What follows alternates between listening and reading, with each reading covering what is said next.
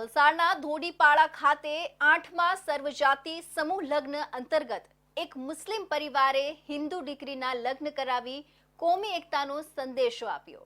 વલસાડના ઉમરગામ તાલુકાના સાંસ્કૃતિક વિકાસ મંડળ ઘોડીપાડા દ્વારા આયોજિત 8મા સર્વજાતિ સમૂહ લગ્ન કાર્યક્રમ અંતર્ગત પાલનપુરના વતની અને હાલ સંજાણ ખાતે રહેતા મુસ્લિમ પરિવારના દીકરા અનીસ શેખે ધર્મની બહેન માની મધ્યપ્રદેશની હિન્દુ બ્રાહ્મણ પરિવારની દીકરીને બહેન માની તેનું પાલન પોષણ કરી આજે તે પુખ્ત વયની થતા હિન્દુ સમાજમાં અને તેના રીતિ રિવાજ મુજબ લગ્ન કરાવતા દેશમાં કોમી એકતાનો દાખલો અને સંદેશો આપવામાં આવતા તે મુસ્લિમ પરિવાર પ્રશંસાને પાત્ર બની ગયું છે।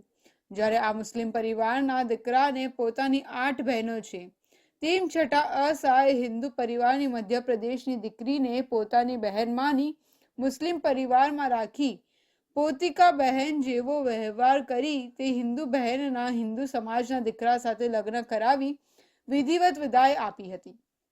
આ પ્રસંગે તે મુસ્લિમ સમાજનો આખો પરિવાર ખાસ ઉપસ્થિત રહ્યો હતો। સગો ભાઈ હોય એમ વર્તી આખું મુસ્લિમ પરિવાર વિદાય વેળાએ હિપકે ચડ્યું હતું। अच्छी हुई है शादी, बढ़िया हुआ है। हम एमपी में रहते हैं, एमपी से आए हैं बैतूल जिला। फिर परिस्थिति में हम थे तो हमारी बेटी बाहर काम करती थी, उसे चलते चलते गुजरात आ गए। यहाँ मुस्लिम परिवार से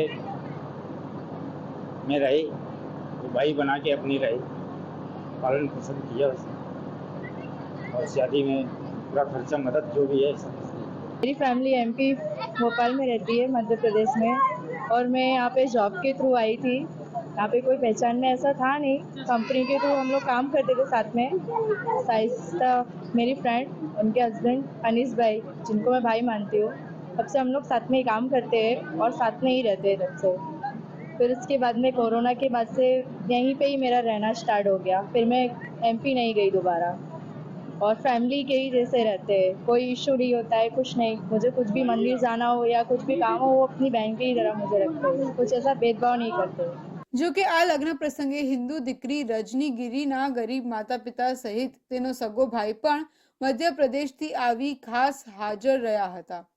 આ પરિવારે મુસ્લિમ પરિવારનો આભાર માન્યો કે તેમનો વિસ્તાર ખૂબ પછાત હોવાથી દીકરી કાંઈક બનવાની ઈચ્છા એ ગુજરાત ભણી એકલી આવી ગઈ હતી અને આ મુસ્લિમ પરિવારે હકીકતમાં તેમના ઘરમાં રાખી જ્યાં સુધી તે પુખ્ત વયની થઈ ત્યાં સુધી તેની રક્ષા કરી પગભર બનાવતા દીકરીના માતા પિતા ગદગદ થઈ હર્ષના આંસુ સરી પડ્યા હતા।